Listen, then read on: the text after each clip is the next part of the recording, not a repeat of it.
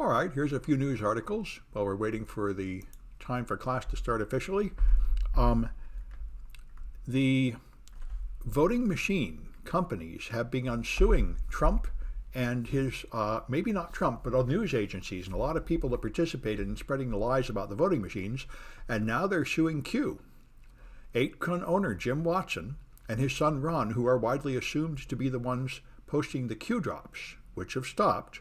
And a whole list of them here, Sidney Powell and a lot of these people that went on news media and claimed that they were that these voting machines were rigged and such, and they're suing for billions of dollars, suing Giuliani and a whole bunch of people. So this may be the thing that actually cleans some of the lies off the news media. The government seems completely helpless, but the courts seem effective. They're also the thing that held back Trump's attempt to cling to power despite losing the election. So our court system seems to be considerably effective and not very corrupt compared to a lot of our rest of our society that is collapsing under corruption.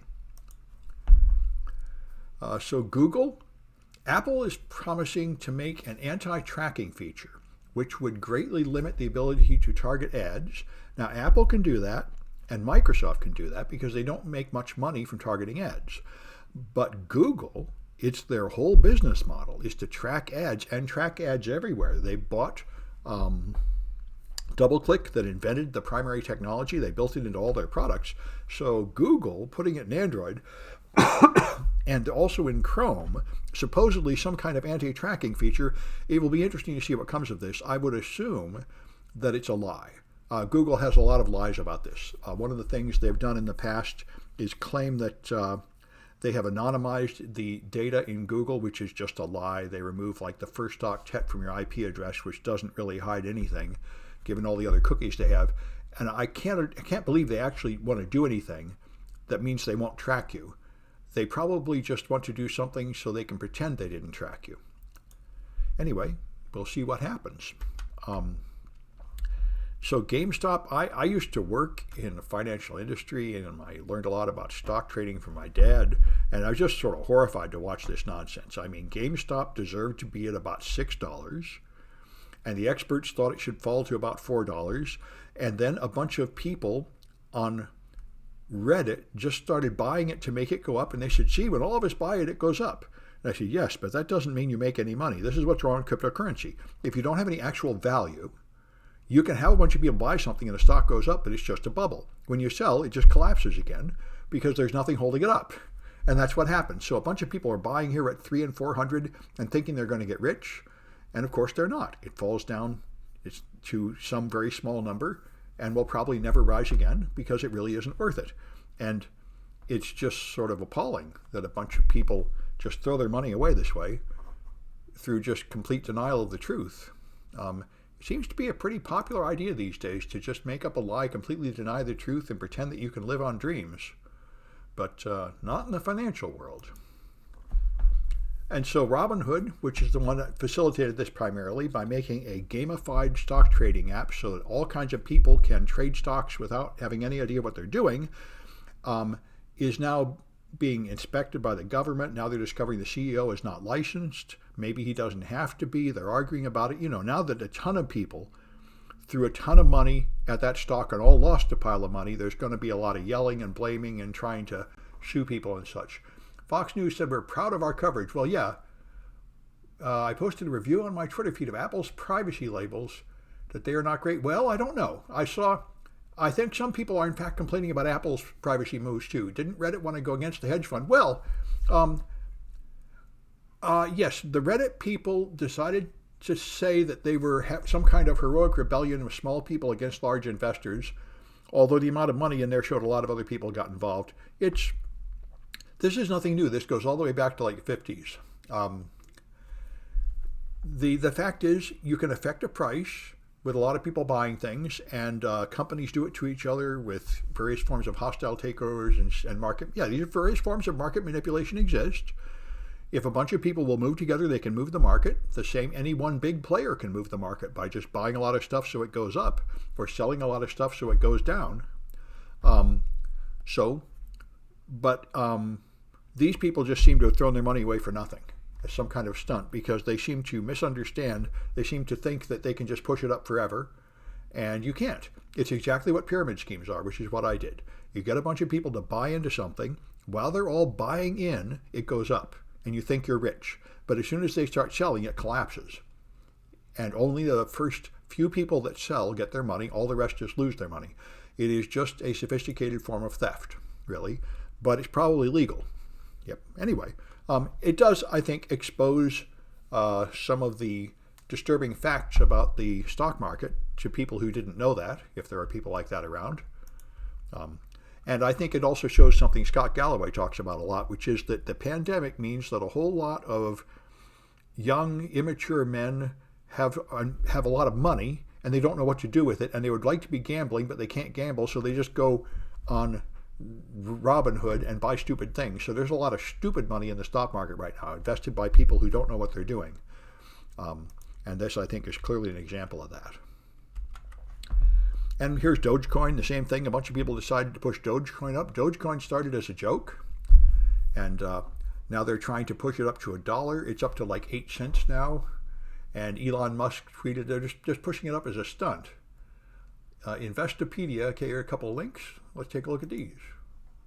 Greater Fool Theory, yeah, that might be a good one.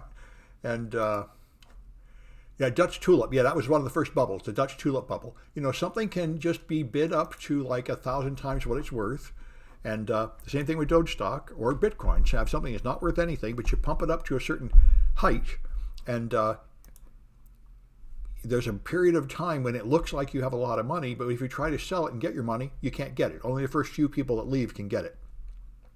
So it's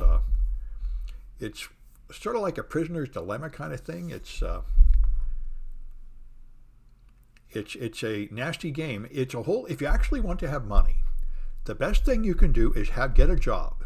And if you lose your job, get another job. And then if you want to invest your money, just put it in an index fund that just follows the average of the stock market and just don't sell it all. Just let it ride the stock market. You'd be better off doing that than any of this nonsense. All this is basically the same as going to Las Vegas and betting on roulette. You're going to, in the long run, lose your money. Anyway, being boring and conservative is the road to have a comfortable life and enough money. Get rich quick is not a wise road. But anyway, so there's this pseudo root privilege escalation flaw, been coming around for a lot of versions of Linux. And this one here has proof of concept code that is really just a couple of lines of Linux. So, it'd be easy enough to try on my Mac. I haven't done it yet. I have this Mac, so maybe I'll check it out. Just a few lines of code. Looks like a very typical race condition. You create a shortcut, and the point is you can trick the shortcut into, if there's a process that elevates privileges, you just try it over and over until it happens to operate at the high privileges, and that's going to add something to the pseudo file, which will let you elevate yourself to root. So these are very common, these privilege escalations. Anyway, I know in any version of Linux, there's a new one every 3 months or so. All right, and so in Oakland, you can go to this vending machine and buy a COVID test, but you can't take it right there. You have to take it home and spit in it and then mail it back to them, and they'll send you the results later. So it's not instant or anything, but still, this was, I think, one of the many scandals about this in America. First, we didn't have any masks. Then we didn't have any tests. Now we don't have any vaccine. Over and over again, the government just doesn't provide what it's supposed to provide. There's a huge testing center at City College. I go past it every day, and it's just a couple of dozen people sitting around doing nothing, listening to rap music, waiting to direct traffic, but there's no traffic because they have no customers, because they have no vaccine. They took over one of the huge parking lots. They're ready to vaccinate. I think they say they want to do 1,000 people a day there, but they have no vaccine. They're opening another one in Oakland, another one in Los Angeles, but I don't know what good it's going to do until we get some vaccine. But apparently some people have gotten it. A few of my friends have gotten it, but most of the rest of us are just waiting and being pretty frustrated.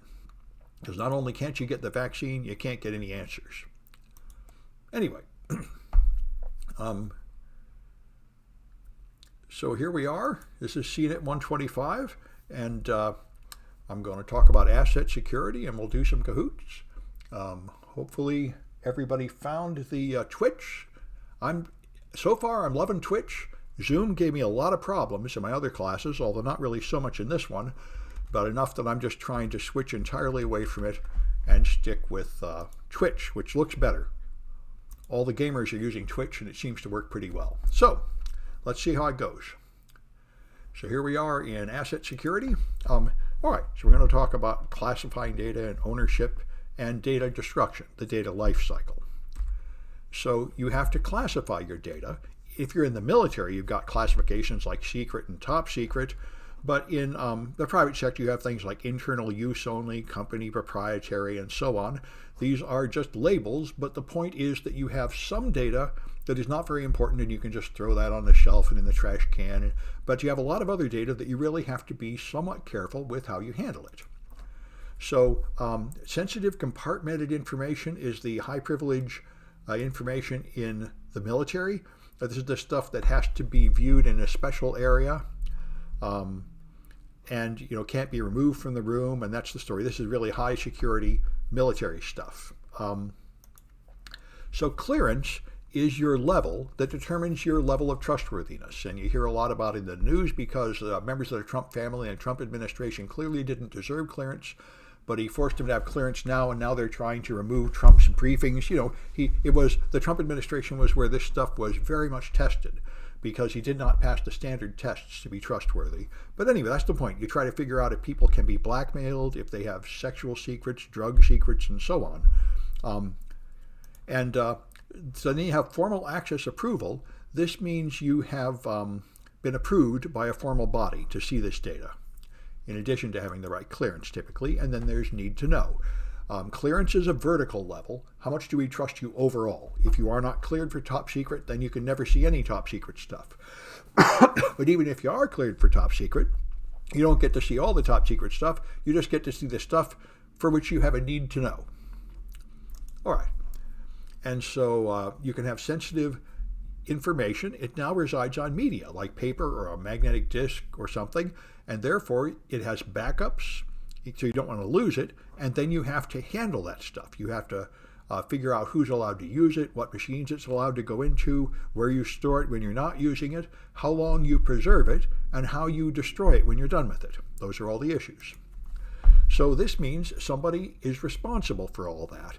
Now, the business owner is the mission owner. This is senior management, like the person who makes sure that the entire company is accomplishing its mission. And the mission is a big statement, like Google's mission is to index all the world's information. You have a giant mission statement like that says, what is it your company does? And therefore, the person who owns the mission is responsible for hiring staff and whatever else is done and making sure that the mission is accomplished and that the assets they need to achieve that mission are protected.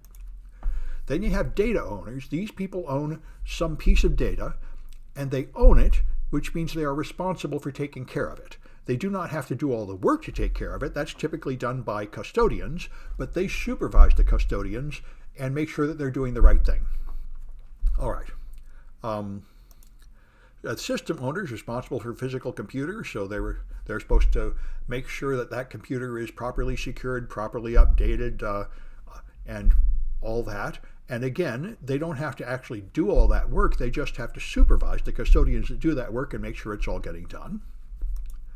And then the custodians are the people who actually do the physical work of performing backups, putting on patches, and so on. They typically don't make decisions very much.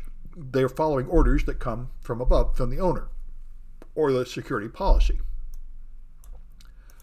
All right, so users are people who just use the equipment. They are not the ones that are responsible for securing it or responsible for updating it. They're using it, but they also have requirements. They have standards, like they're supposed to know what to do with their password. They're supposed to know the chat room seems to work. Good. So they must be aware of what they're allowed to do, what the penalties are for breaking the rules, whether they're allowed to share accounts and so on, whether they're allowed to bring in software from home and hardware from home and connect it to the machines, that sort of thing. Then you got a data controller that manages sensitive data. Human resources has a bunch of sensitive data. They've got your employees' social security numbers and tax records and payroll records and your so on. That's sensitive data. They can't just be losing that. And then you've got data processors that do the work on the data. And this is an issue that affected a major health provider here in California.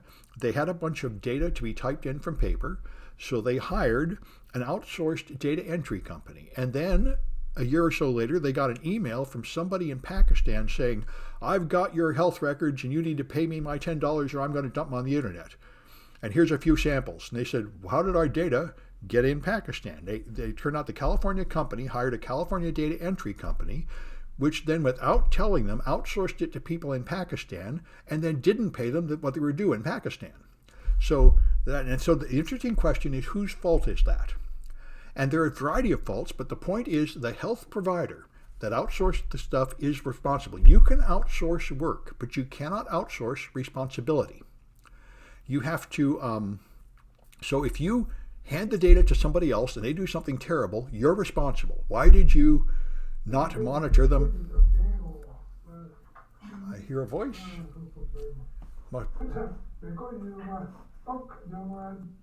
Can you, I guess you were able to talk through Twitch, huh? Or maybe they're coming in through this thing. Let's see. Just a moment while I try and figure out. No, those people. All right, so was that somebody on Twitch trying to talk? Well, anyway, all right. Whatever it is, I didn't understand it. It does not appear to be coming in through Zoom. All right. Anyway, so that was, now someone asked, yeah, I don't know if you can, that was Zoom. Okay, maybe it wasn't Zoom. Anyway, all right, somebody asked custodian versus controller. The controller creates and manages sensitive data. Seems, I'm not sure. The controller sounds more like an owner to me. I'm not really sure about the difference. You got me. I'm sort of vague about that. Anyway, all right. So obviously what many people have learned is you just should not collect a lot of data. There was a time when you would buy anything and everybody would want you to send in your name and address and information to register it. And more companies have realized you just shouldn't be collecting extra data you don't need, because then you're responsible for it. Controller has to do with accounting. Yeah, I have heard of accounting being called controllers. But in this case, I don't think that HR thing, but yeah, it's another term for a similar activity, but I can't really quite draw the line. This is, like I say, this is the part that's hard for me, this business stuff. I'm kind of hazy on it.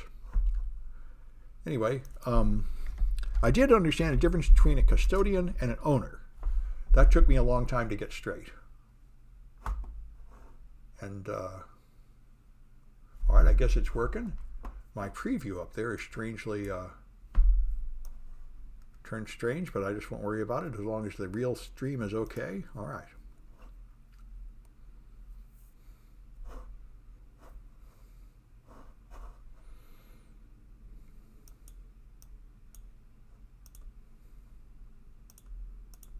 All right.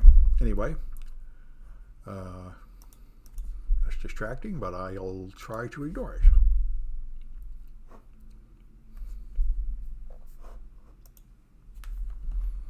There's always a few little defects when you get used to a new system, but so far this thing is working much better than Zoom.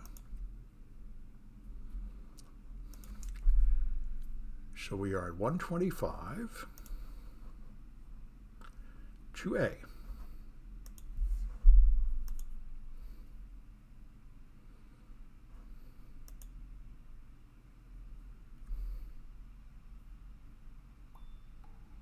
All right, there we go.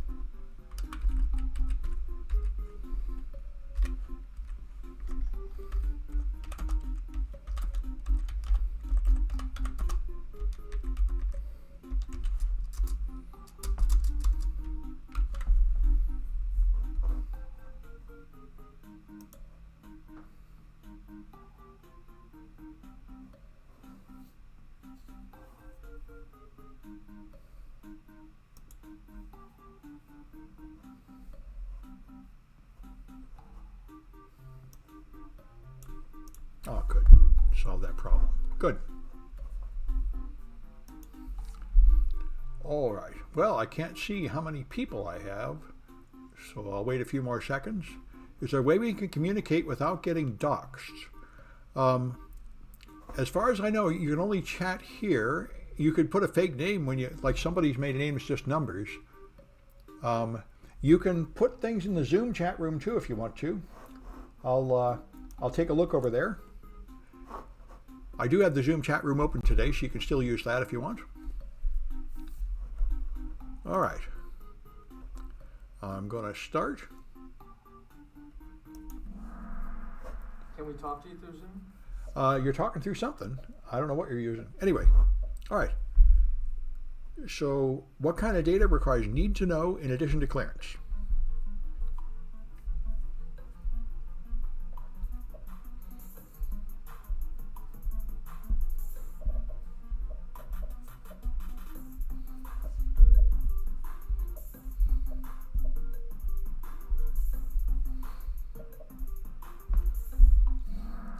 All right, and that is sensitive classified information. That's what it's called. All right, yeah, and I guess we can just use Zoom for these other communications. Looks like we can use them both at the same time with no big problem, so that's all right. The only thing that doesn't work in Zoom is sharing the screen. That kept dying, and that's what's working well through Twitch. So who puts on the patches?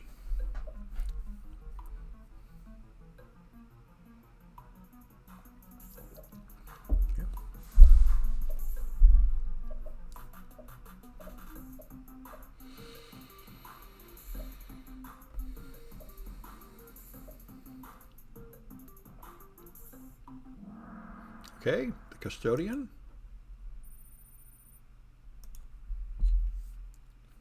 All right, so who's responsible for ensuring that the patches are applied?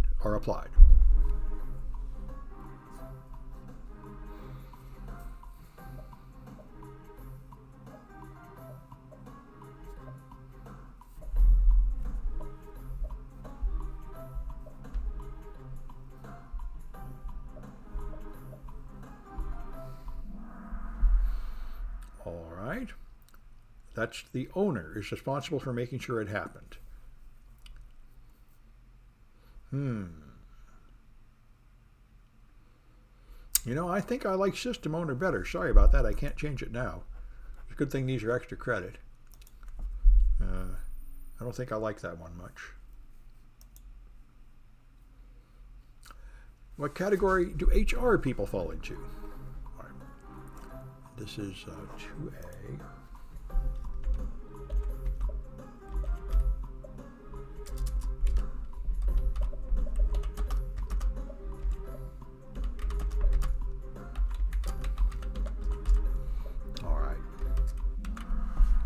All right, that's the data controller. All right, I'll make a record so I can fix that bad answer later, but I can't change it now. So, yeah, the first person will have to tell me who they are. All right.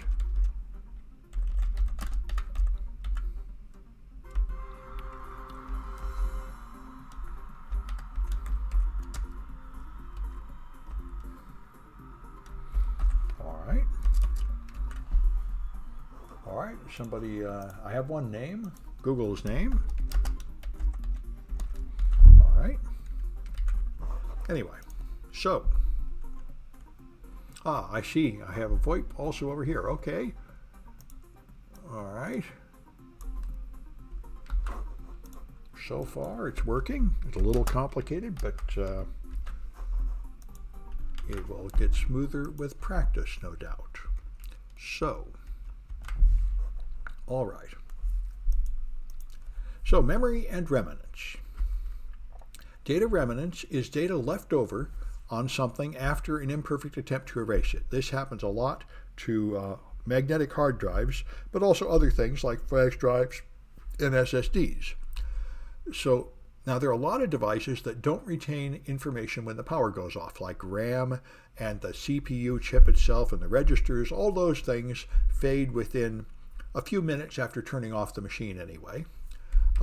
But RAM RAM erases when the power goes off, like I said, but ROM is not volatile. So ROM is the basic BIOS chip that starts the machine, but the data in ROM is not very precise. Yeah, there is a delay. Someone's talking about, yeah, so I might extend the, I know there is more of a delay through the cahoots here, so maybe I'll extend the time on them. That's probably the best way to fix that. But you're right, that I should probably add like 5 seconds to the time to compensate for the delay. Anyway, by the way, you can freeze the RAM and then data will last up to maybe 30 minutes, which is how the cold boot attack works. You can break into a machine that is hibernating, that is encrypted with BitLocker by freezing the RAM, pulling out the chips and putting it in another machine. Yeah, thank you for telling me. That's one thing to fix. I noticed the delay through this Twitch system is longer than the Kahoot delay, or the Zoom delay. All right, so SRAM is fast and expensive. DRAM is slower and cheaper. So different machines have different levels of them. Firmware are these small programs that don't change, like the basic input-output system. They're stored in ROM chips.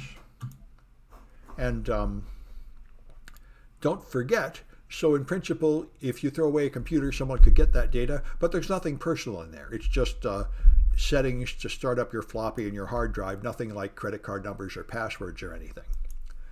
So there's programmable read-only memory, programmable logic devices that can be field programmed with electrical erasing and electrical reflashing. But then there's the normal flash memory that you see on USB sticks that you can easily rewrite. These are all devices that hold information.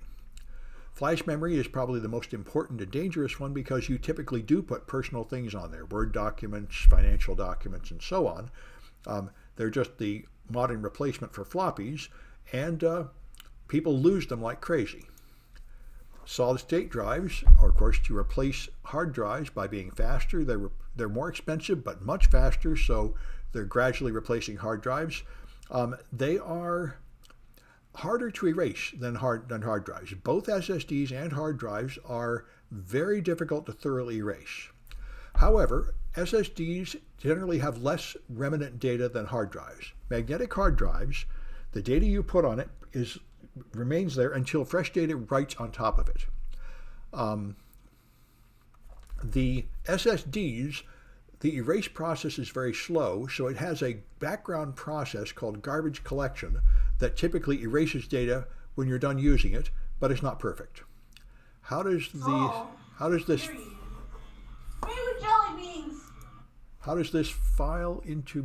tie into metadata? Well, metadata is just data about data. So if you have a file with credit card numbers or something in it, that's the data, but then the metadata would be the date it was created, and the metadata sometimes is very important. Like if you take an image with your camera on your phone, there's often metadata attached to it with information like your name and your geographical location. So that's metadata. And for purposes of data remnants, they're both the same problem. They both are data that you might not want to remain on the device when you are throwing it away. So you have to be aware that there's extra data. And this applies to things like PDF files and Word documents. A lot of people paste them, put them on the internet, and they're unaware that there is data that's not visible. Yes, it's all stored on the hard drive. Yeah. So this happens a lot to people. It happened, I think, to some legal things just in the last few weeks. Somebody tries to redact a PDF file, and they just draw black boxes over some of it, but the actual text is still in the file behind there. That kind of thing happens a lot. So to clean an SSD, this is very difficult. The problem is SSDs have a high failure rate. So if you buy an SSD with a certain size, they give you like some extra blocks, and it silently replaces the bad blocks that are failing with fresh blocks, and your computer does not know that happened. So when your computer tries to write over every block, there are blocks it can no longer reach that do contain some old data. So there's essentially no way to erase all the data on an SSD. Now the controller on the SSD might have an erase command that claims to really erase everything, but you have no possible way to verify that that works. And in practice, the people that I know in the field tell me that that does in fact frequently fail. All right, so it is a problem, how to clean off a used SSD. So there's two ways to securely erase it. One is to just physically destroy the drive. This is by far protected. I put it so it automatically mutes them on Zoom now. That might work. Anyway, so the physically destroying drives is what you usually do if you get a if you go to law enforcement, they auction off computers and the hard drives are all removed. They keep them as evidence and then they physically destroy them. The other thing you can do is what iPhones do. You can turn on encryption before you ever start using it, and then everything is all encrypted, and then you delete the key. That works extremely well. But you have to have the encryption turned on before you start putting on any personal data. Anyway, then there's data destruction. How do you get rid of data? Overwriting, deleting a file, putting in a trash can does not erase the contents. You have to write on top of the sectors, and that's called shredding or wiping. There used to be something people pushed a lot called a DoD wipe with like 12 passes or something. One pass is enough for any modern hard drive. A single pass of zeros all over the drive is enough to destroy all that data so it can never be recovered. Degaussing is trying to erase it with a strong magnetic field, but somehow you have to make sure that magnetic field is strong enough, and I think I haven't seen anybody using that in modern devices successfully. And then physically destroying it is usually better. I mean, the only reason you try to preserve an old hard drive is you're going to donate it to a college or something, but in fact, computers grow so rapidly that probably the old device isn't worth much. So most companies just don't mess with any of this. They just physically destroy the medium. Then you really know it's clean. And all these other measures, all you're doing is taking some risk of the data still being on there for a very minimal benefit of possibly donating it to a school or something, which you probably don't really have to do. Anyway, there should be 2B. Here we go. Oh, and now let me see if I can make it longer. There ought to be some way to do that. Let me see. If I edit it, 2B, because if I edit it, I think the timing can be set in here somewhere. Time limits. All right. Just a moment while I move this over here. Unfortunately, I might have to edit every question individually, but that's not too bad. I can make that longer. And okay, there's only a few questions though. We'll see how this works.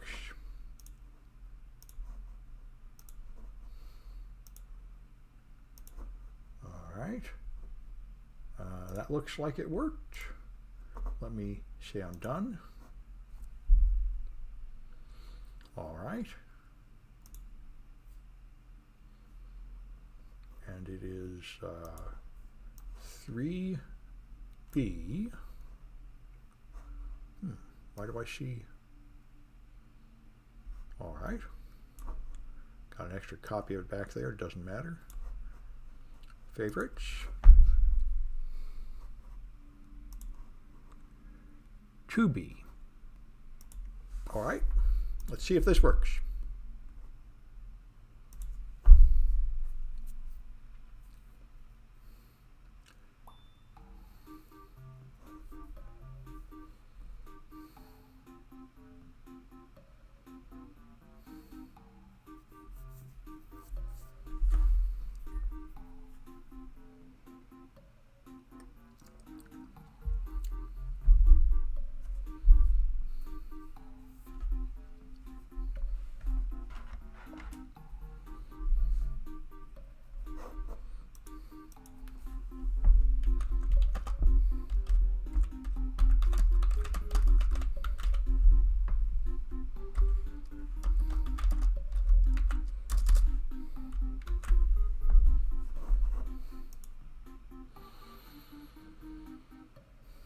All right.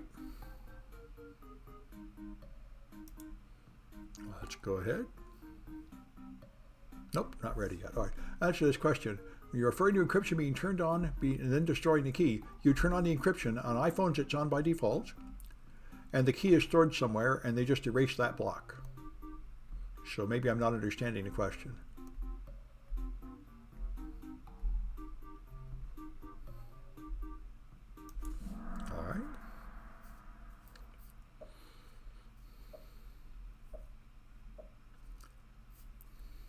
All right. What component retains data longer when it's cooled?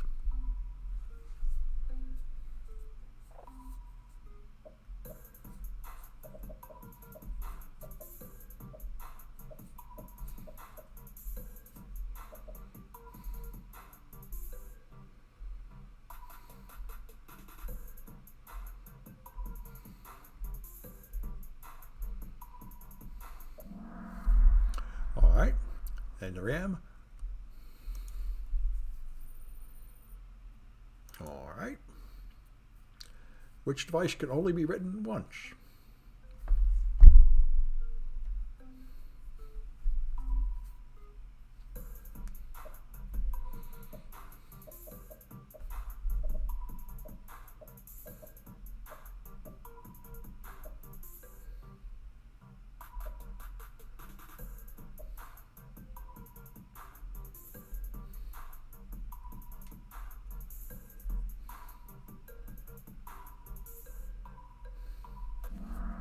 All right, that's PROM.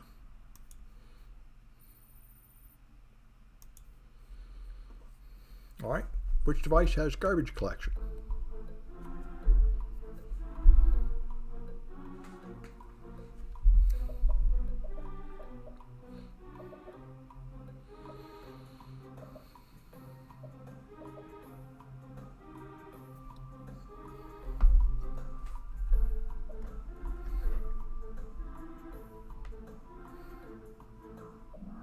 All right, that's the SSD.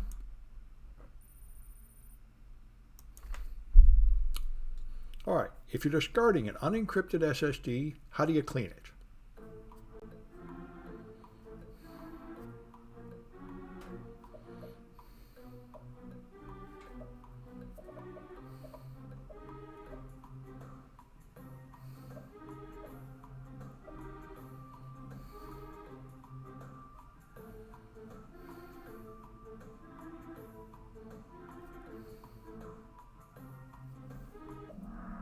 Okay, you have to physically destroy it. None of these other techniques will work.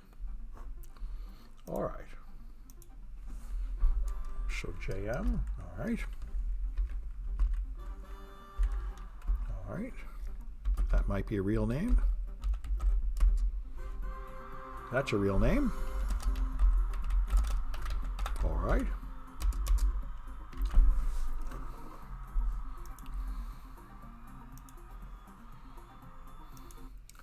All right, and I saw someone say that that's not in the book.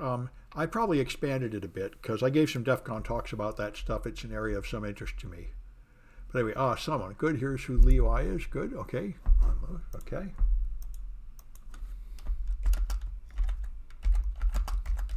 All right, we've got some of the names. All right, and by the way, if you have a iPhone, the way you clean it off is you just go into settings and say return this phone to factory settings. And that will delete all the data so it can never be recovered. That's why it's perfectly fine to sell a used iPhone. When you delete it, it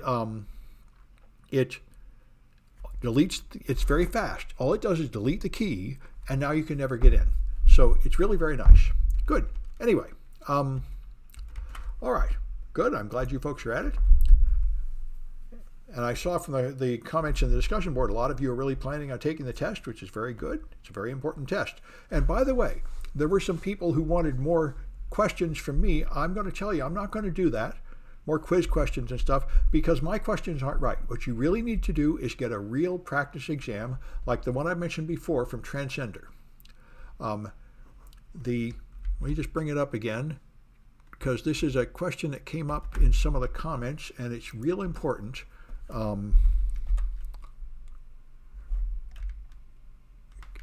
Okay. There, the Transgender Practice Exam, CISSP 26. Get this thing and practice with it. This has the right kind of questions, and you really have to use a, I hope this is going to open sometime. Maybe I'm going to have to get an updated link. Let's try transgender.com.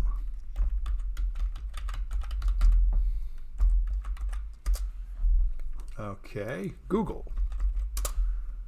Transgender. They must have moved their links around. There.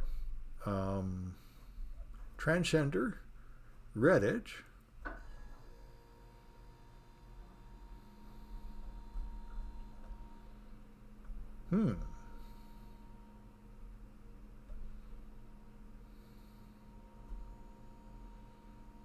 All right, I'm going to have to look for one. It looks like... All right, I'll let you know next time. I'm going to have to look into it. It looks like the one I used is not easy to find anymore. I will make a recommendation. I'll try and find out what happened to the transgender. Maybe they sold or something. This is the thing. And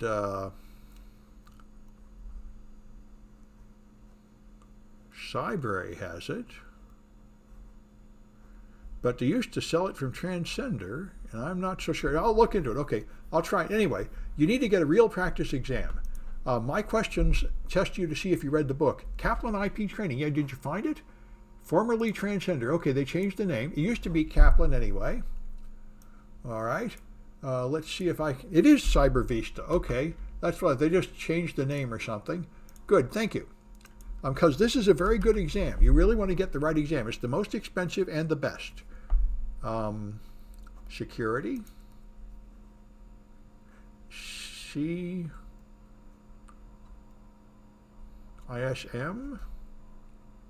CISSP. There, this is the one I want. There. Okay, thank you.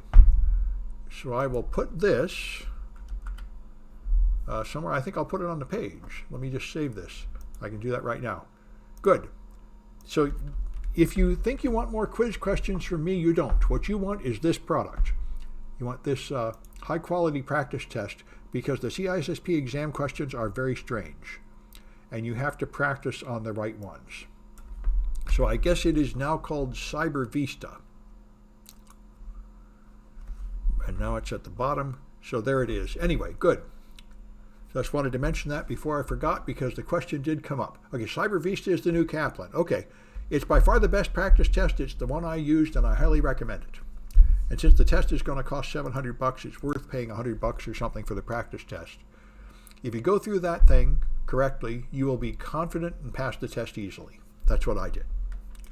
Anyway, so certification and accreditation. Certification means that you agree to use something, you have decided that it's good enough for your purpose. Now, that means, right, and that certification means it meets a certain level, like you get certified, like a CISSP. Accreditation means that they accept you, which is not necessarily the same thing. All right, so here's the standards and control frameworks we talked about. You'll see them a lot more. PCI DSS for credit cards, Octave from Carnegie Mellon, the ISO 27000, the international standard, very expensive, very detailed to implement, but it lets you make contracts with really big companies and governments that require it. COBIT from ISACA, which is a governance model. ITIL is a framework for IP service management. And so anyway, one thing that is very strange, one of my students was in charge of taking a major company up to PCI compliance, and the thing about PCI compliance, it is not like you might think it is, where you just have to do certain things and you check them off and you've really done them. What you do is you can argue. It's more like a lawyer. You can argue your case to claim that you have achieved it well enough. For example, scoping. Certain things are out of scope. Like if you don't use wireless, then whatever the wireless rules, they're out of scope. But then there's tailoring, where you can make an argument that no, we did not put in this device that you wanted us to put in, but we have a compensating control and our business is set up so there's no risk from that. You can argue like you might defend yourself in court. So it is not as simple as just meeting a checklist of standards. The ISO documents are expensive to buy, but the drafts are free. Oh, that's good to know. Yeah, good. Anyway, so then we can talk about data security controls. And there's two things, protecting data in motion and data at rest. To protect data at rest, primarily you're thinking about portable devices, like a laptop or a cell phone. If somebody steals the physical device, are they going to get the data? although it applies to things like servers if you're going to consider someone breaking into the building and getting physical access to the device. The standard is whole disk encryption. Back in the days of Windows XP in the early 2000s, like 2002, Microsoft thought that you could just encrypt a folder and all the documents in a folder, and that would be good enough. But then it emerged that if you open a Word document, while it's open, it makes extra copies of the unencrypted file in other places. And unencrypted fragments of data end up in the page file and the hibernation file and just all over crazy places on the disk. So the only thing that's really safe enough is to encrypt the entire hard drive, or at least the entire system partition if your drive is partitioned. So that's what this thing, full disk encryption, is what's recommended. And the laws say if you full disk encrypt your laptop with something like BitLocker and then you lose it, you do not have to go through breach notification. That's not a breach. It was encrypted, and that is considered good enough to protect it in court. Even today, Ubuntu by default doesn't encrypt. Not even, that's right. You have to choose whether you encrypt it. Androids, modern versions of Android on expensive phones do encrypt by default. iPhones have since iPhone 3.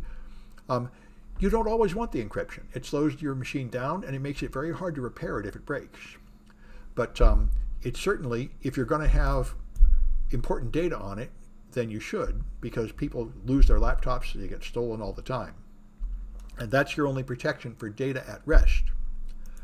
All right, if you have backups, you got to store your backups and protect them physically and perhaps encrypted. This is why a lot of people pay companies like Iron Mountain that will come gather your backup tapes and put them in a armored car and drive them off and lock them up like money.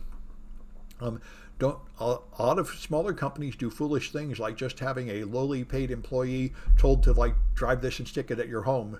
The idea, because they're only thinking about availability. They're thinking if the building burns down, you'll have a copy somewhere else, but they're not thinking about the fact that they might lose that tape.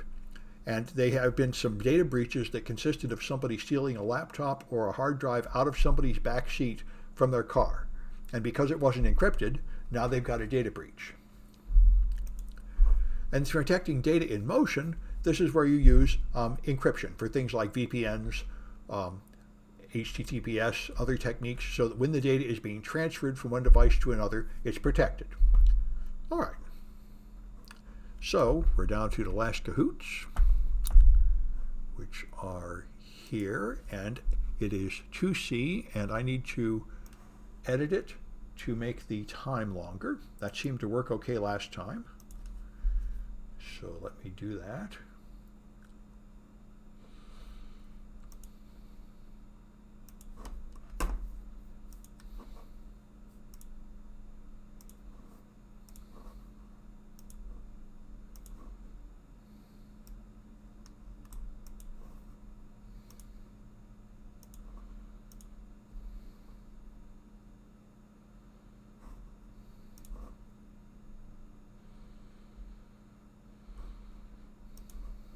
Okay, good.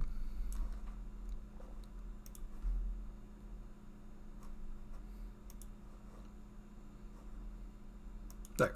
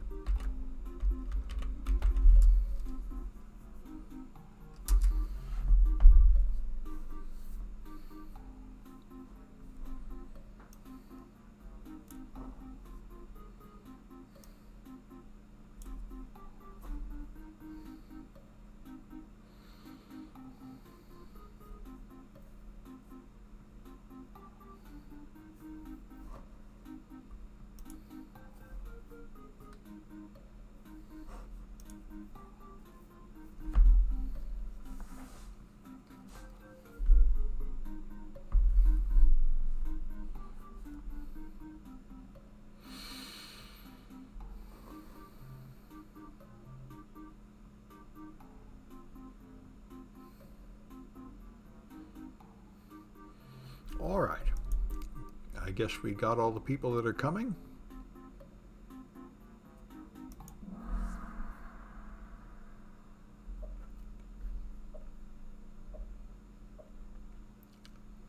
All right, the international standard.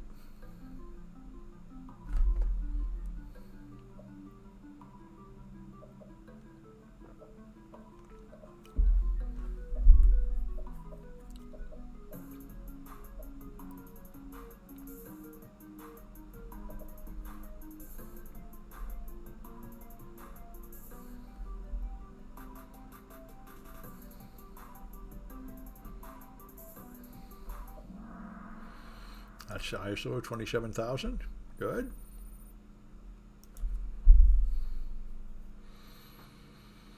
Which one for my SOCA?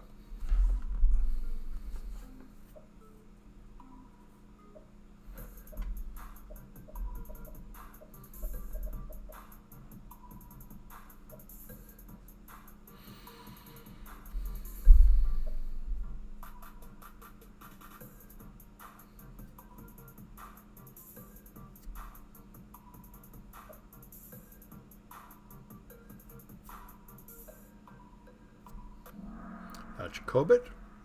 All right. All right. So what process determines the portions of a standard you use?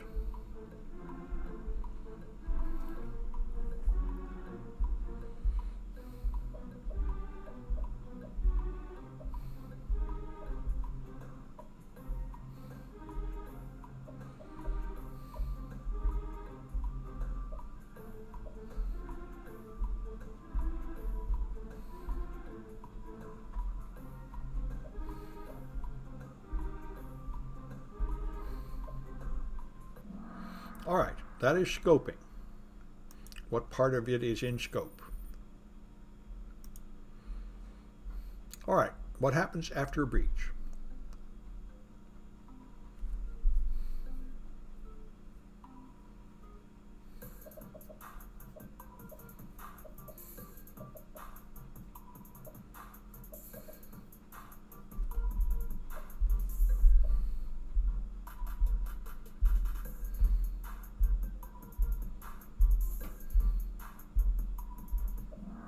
Yep, you have to notify people, like your customers and government agencies and various people, depending on your situation.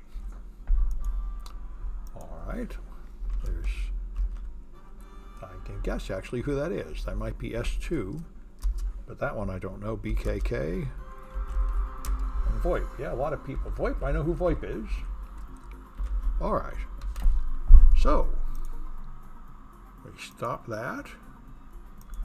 And I will stop the recording.